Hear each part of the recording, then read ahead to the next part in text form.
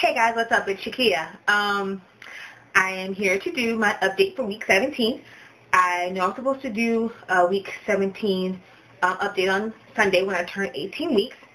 However, there wasn't much to talk about or to update on, so I figured I'd just wait till today until after my doctor's appointment, which I'm probably going to ruin my week 18 because nothing major probably will happen during week 18, and my doctor's appointment technically falls under week 18, but I'll just include that within this video.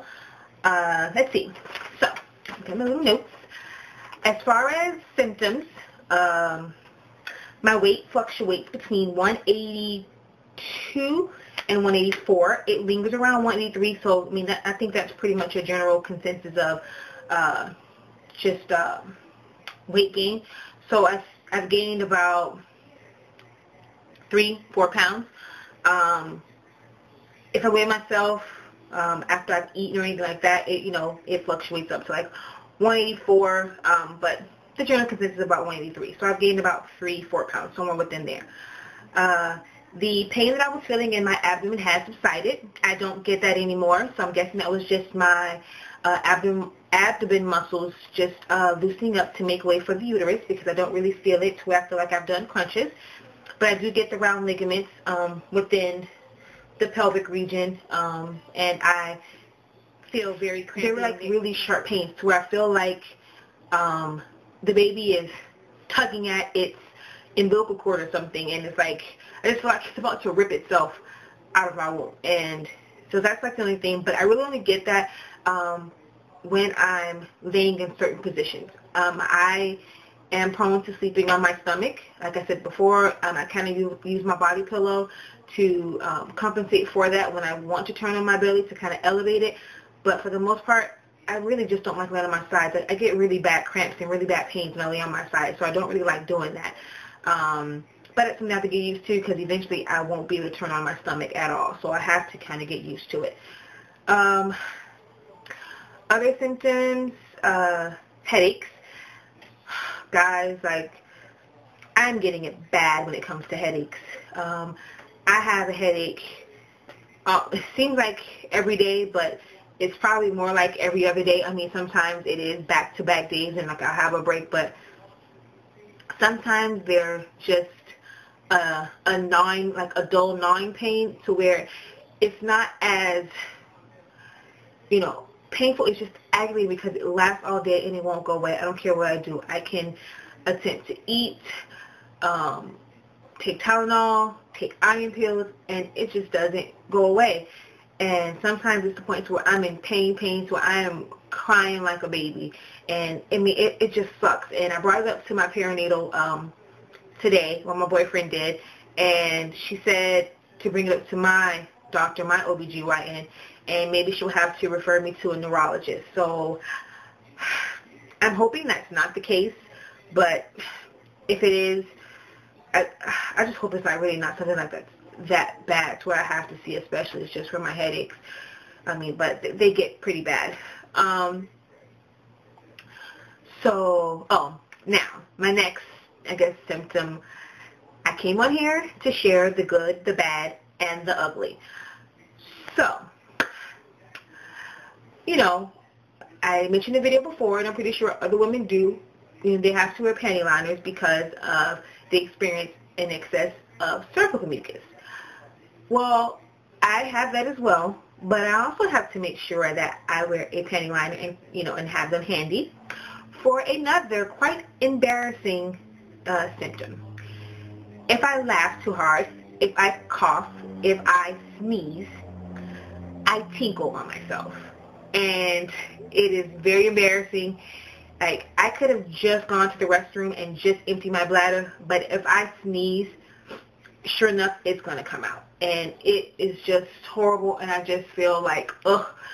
The feeling is worse than how I felt like when the cervical mucus, started to get, really heavy and really... And my boyfriend's he's going to call me Mrs. P or Miss P. And outside, people that know us, well, if they've watched this, they'll probably know why now. But, it's like, they'll think he's trying to call me his last name. But I know the truth. And it's not cool. Like,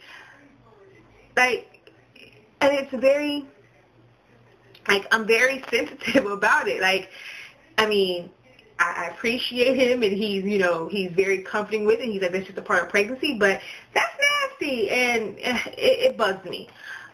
So, you know, that's that for that one. Emotions. I always thought people were crazy when they're like, oh, whatever, you know, it's women, it's like their emotions, their hormones are out of whack. Yeah, but it's true, because I can be up, I can be down, laughing, and then other times I'm just like moping around, like blah, blah, blah, blah, blah. So my emotions and my hormones are like all over the place, to where, I mean, I have good days, I have bad days. So, you know, I'm sorry, I'm trying to look behind me to see how long I have. So I have my good days and I have my bad days when it comes to that, as far as my emotions. Let's see. Cravings, I have not had any new cravings. No major cravings. Like, it's not something like I really, really have to have. I mean, ice cream is nice, and especially the Flavor Blast from Checkers with toffee pieces in it. You know, that's great. I can always, you know, eat half of those, because even the smallness, it's, to me, the small is large. Like, I'm like, that's a big small, but everything at Checkers is big for its size. So other than that, like, no major, like, I have to have it, like, type cravings where it's like, go out and go get me this. Aversions is still to mint. And I mean, that's pretty much it. I crave water a lot now, like I said before. But for that, that's pretty much it as far as cravings and aversions. And as far as me, I think that's pretty much it. As far as the baby, I have, you know, like I said before, I felt movement the day after Christmas, and my boyfriend was able to feel the baby move. I haven't felt the baby move as much, and it kind of worried me, to where I was really, really looking forward to my doctor's appointment today, just so that I can see the baby and make sure that everything was okay, you know, make sure that, you know, nothing wrong was going on. Like, I just wanted to see the baby move and everything like that. Heart rate is strong. It's 150. Oh, don't have me. It's somewhere in the 150s. I forget. So everything is perfectly okay. They check the chambers of the heart and stuff like that. I know some people are always asking about, like, people getting a lot of ultrasounds. Some people say that it's not good. Like, when I mentioned the fact that, like, I just had one, what was that, the 22nd. Then I just had one, I had to go to my perinatal today. Again, I go to a perinatal because I'm high risk, because I've had several miscarriages. So, like, when I mentioned to, like, my grandmother, you know, old school, they're like, oh, like, is it really good for you to have so many ultrasounds? And, I mean, it's something that, I mean, they're scheduling them. Like, they're the experts. They are the doctors. So I'm pretty sure, you know, they know, you know, if it's too much. I'm hoping that, you know, they know. I said I was going to look it up, because I'm actually going to be scheduled for ultrasounds every 2 weeks until I'm 28 weeks. Like, and they'll alternate between one, to where, because I've had them, like, at one point the marker for lupus was detected, and then there's another one which she said, and next time she says, I swear I'm going to write it down, because I don't remember. But I was actually also sleeping. I didn't sleep at all last night, so when she was talking to us, I was asleep, like, literally, like, knocked out. So I would come in and out when she was talking. So I forget what the other thing she said, but it's something where they want to constantly monitor the chambers of the baby's heart to make sure that everything is okay. All of my labs and all of my integrated birth defect screenings came back great. Like spina bifida, Down syndrome were like 1 in 10,000 or something like that. So those are like great, you know. As of right now, there's no cause for alarm for those things.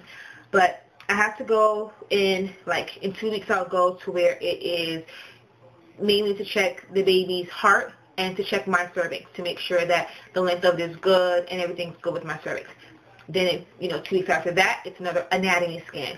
2 weeks after that, it's back to the heart, the baby's heart and my cervix. 2 weeks after that, anatomy scan. So that's how it'll go, you know, until I'm 28 weeks. So I'm like, I'm 18, so within the next, you know, 10 weeks, I'm going to have, you know, what, 5,